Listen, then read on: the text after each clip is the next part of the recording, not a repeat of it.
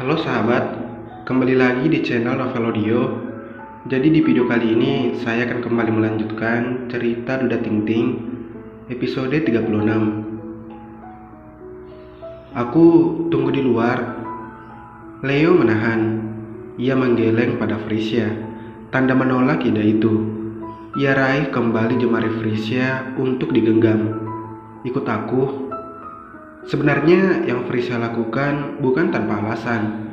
Mungkin saja nanti Venita bisa mengeluarkan kalimat menyakitkan, bukan kasar. Frisia masih bisa menerima kalau begitu. Takutnya hal lebih jauh dari itu. Keintiman dengan Leo di masa lalu misalnya. Frisia sedang berusaha lupa tentang apa yang pernah Venita katakan padanya. Sungguh ia tahu masa lalu Leo bukan urusannya, tapi kalau sengaja dimunculkan untuk menghancurkannya, itu terasa tidak adil. Frisia dibuat sakit hati sekaligus dipaksa tidak peduli, karena lagi-lagi masa lalu Leo dan Venita hanya milik keduanya. Fris mendengar nada kekhawatiran itu membuat Frisia akhirnya tersenyum kecil. Ia tidak bisa menolak keinginan Leo, karena ia yang memaksa lelaki itu ke sana. Akhirnya ia mengangguk, berjalan yakin menuju salah satu tempat duduk di sudut ruangan. Dilihatnya Ratu yang terlihat lega melihat keduanya ke sana. Tapi Venita justru memperhatikan pergerakannya tanpa teralih. Kenapa harus ikut? Nada Venita kental dengan sindiran. Frisia tidak menjawab sekalipun emosinya meluap-luap. Leo terus menggenggam tangannya di bawah meja, di pangkuan lelaki itu. "Apa yang mau kalian bicarakan?" tanya Leo. Tidak terkesan marah, justru santai seolah menutupi rasa tidak sukanya. Leo memang pandai dalam hal itu, pembawaannya tenang, sedang Frisia tidak yakin masih bisa bicara sesopan itu kalau amarah sudah menguasainya. "Kamu enggak setega itu kan, Le?" Suara Venita segera terdengar berbalik dari sebelumnya. Begitu lembut dan penuh tipu daya. Tatapnya tidak kalah memelas. "Setega itu gimana?" Leo justru mengernyit. Ia duduk tegak, menepuk lembut punggung tangan Frisia sebelum melepas genggaman. Kedua tangannya bertaut di meja, lalu tubuhnya condong ke depan, menatap serius ke Venita yang tepat ada di hadapannya. "Jangan memelas, Ven, apalagi nangis. Kamu tahu, aku gak pernah tega lihat kamu kayak gitu." Frisia menoleh ke samping. Apa Leo benar baru saja mengatakannya? Tapi nggak lagi setelah tahu kalau kamu nggak lebih baik daripada para wanita yang menjajahkan tubuhnya buat semua laki-laki. Sambung Leo sambil mendesis. Frisia terkejut. Ia merasakan tangannya yang sedari tadi sudah mendingin, makin terasa membeku. Baru pertama ia dapati ekspresi wajah Leo begitu marah.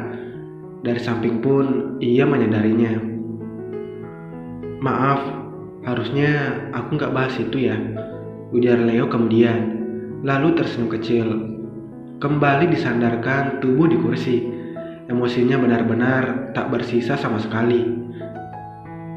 "Harusnya kita cuma bahas penawaran apa yang mau kamu kasih ke aku, biar cabut tuntutannya kan?" Wajah Venita langsung merah padam. Terlihat sekali kekecewaan pekat yang ada dalam tatapannya. "Aku mau kita bahas hubungan kita." Leo mengernyit, lalu terkekeh. "Kamu yakin?" Ia menoleh ke sekitar. "Di sini?" "Kita belum selesai, Le." Suara Venita bergetar. "Kamu gak pernah mengakhiri." "Kamu yang mengakhiri kan?" tanya Leo seolah bingung. Hubungan dianggap berakhir saat salah satunya menaruh hati ke orang lain. "Aku nggak naruh hati selain ke kamu," bantah Venita. "Oh ya?" Naruh badan ya? Leo menepuk jidatnya pelan, seolah baru ingat fakta itu. Venita tidak sanggup lagi berkata. Air matanya kini luruh. Giliran Felicia yang menoleh ke Leo. Ia pikir itu berlebihan. Memang kisah keduanya tidak Felicia tahu secara detail, tapi tetap saja terdengar menyakitkan. Kak, suara Ratu terdengar menenangkan kakaknya. Udah aku bilang jangan bahas ini kan, biarin aku yang ngomong sekarang. Lalu beralih ke Leo yang masih menatap tenang. Kami kesini mau minta maaf. Leo mengangguk. Dimaafkan, tapi ada yang dibikin lebih sakit sama kalian. Bukan aku, tapi Felicia. Ratu mengangguk kuat. Tatapnya masih sendu, persis seperti tadi pagi saat berhadapan dengan Felicia. Fris, maafin gue, maafin kakak gue juga, ujarnya. Felicia bingung. Ia terbiasa menghadap Ratu yang tidak suka padanya. Sekarang saat keadaannya begini, jadi terasa aneh. Kakak kamu gak bisa ngomong? Tanya Leo lagi. Sanggup menyentak semua orang. Venita mengangkat pandangan. Air matanya sudah diseka dengan kasar. Kamu benar lebih pilih dia, Le? Dia satu-satunya perempuan yang ada waktu aku jatuh, Ven. Bukan malah sengaja menjatuhkan. Telat, Venita tetap perempuan yang bisa menangis jika merasa dilukai. Kata-kata Leo memang santai, tapi membuatnya tidak bisa lagi membela diri. Niatnya membuat Leo kembali justru gagal total. Nggak bisa kamu ingat apa yang udah kita lalui selama ini? Tanya Venita tanpa bisa menutupi kesakitannya. Kita udah sama-sama selama 2 tahun. Aku kenal kamu dengan baik. Nggak akan mudah lupain kenangan kita gitu aja demi perempuan yang baru kamu kenal. Leo mulai tersulut. Ia tidak mau mendengarnya. Bukan karena ia takut mengenang. Justru takut kata-kata Venita membuat Felicia kepikiran. Kalau nggak ada yang dibicarain lagi, aku pulang. Leo baru akan beranjak saat tangan Felicia menahannya. Nanti, bisik Felicia pelan. Leo tidak habis pikir dengan apa yang Felicia inginkan. Apa perempuan itu mengumpankan hatinya sendiri? Bukankah Felicia tahu ujungnya kalimat Felicia tetap saja melukai? Apa kamu gak ada niat cari perempuan lain, Le? Pertanyaan itu bukan hanya menyentak Leo, tapi juga Felicia. Lebih hebat dari yang dibayangkan. Felicia masih teringat masa-masa menyakitkan saat ia menolak seseorang, melontarkan kalimat sama persis. Tidak ada beda. Rasanya gak adil waktu kamu lebih pilih orang yang baru kamu kenal. Lanjut Venita. Kali ini nada sedihnya pekat, tapi tidak ada sindiran.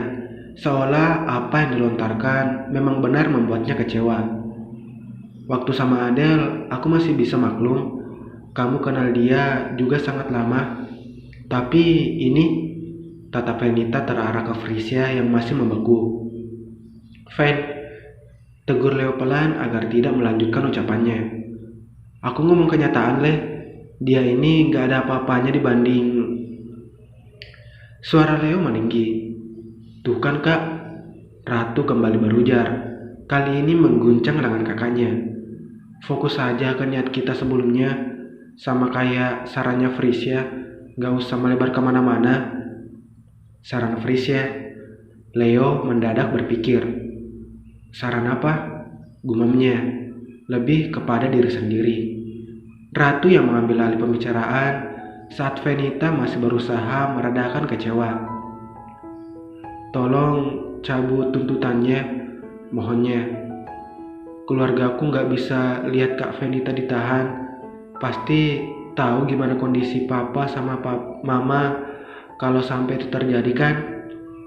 Leo hampir tertawa rasanya. Kalian itu gak bisa dibiarin gitu aja. Bisa-bisa ngelakuin hal lebih dari ini. Enggak, kami janji. ujar Ratu yakin. Kamu bisa janji, tapi kakakmu enggak. Leo melirik Venita yang masih terlihat sangat berantakan. Sejauh mengenal Venita, baru kali ini perempuan itu sangat terpuruk. Saat dulu ia memutuskan meninggalkan pun, Venita masih bisa tersenyum. Mungkin yakin bahwa Leo akan bersedia menerima kembali, sayangnya tidak. Leo selalu berterima kasih kepada Frisia karena bertemu dengannya. Kalau tidak, mungkin sekarang ia masih terjerat dengan Venita. Karena sebelum ini, memang belum ada yang membuatnya berpaling hingga berani tegas dengan perasaannya. Baru Frisia yang bisa. Beneran janji, ujar Ratu lagi. Aku nggak akan ganggu Frisia di kampus. Kak Venita juga mau menetap di Paris. Bawa papa mama juga. Kamu pikir gitu aja selesai? Tanya Leo. Venesi akan tetap dicap bersih saat Airbed harus dirintis dari awal karena ulah Venita. Kak Venita mau mengakui, jawab Ratu tanpa keraguan. Yang membuat Leo mengernyit. Asal nggak dibawa ke hukum dan diselesaikan secara kekeluargaan, Kak Venita mau mengakui kesalahannya. Biar nanti Venesi yang kena imbasnya, nggak apa-apa, asal Kak Venita nggak ditahan. Omongan kalian nggak bisa dipegang. Leo benar-benar berniat beranjak sekarang. Ia bahkan sudah meraih tangan Frisia lagi. Tolong. Mohon Ratu seperti habis akal mau mengatakan apa lagi. Kami mau menandatangani perjanjiannya kalau Kak Leo masih nggak percaya. Nama Airbed akan bersih setelah ini. Biar nama Venesi yang jadi buruk nggak apa-apa, asalkan Kak Venita masih bisa lanjutin hidupnya. Leo tidak terpengaruh. Ia sudah berdiri dan membawa serta Frisia. Tidak mau lagi ia dengar omong kosong itu. Menyeberang jalan dan sampai di lift, keduanya masih terdiam. Leo tidak habis pikir dengan rencana Frisia memberikan ide konyol ke kakak beradik itu. Apa niat Frisia sebenarnya? Jadi kamu yang ngasih penawaran itu? Tanya Leo segera saat sudah sampai di ruangannya. Frisia mengangguk kaku. Entah apa yang masih ada di pikirannya. Leo terduduk di meja kerja, sedangkan Frisia masih berdiri di tengah ruangan. Niat kamu apa? Kamu permainin aku? Lanjut Leo dengan nada datar.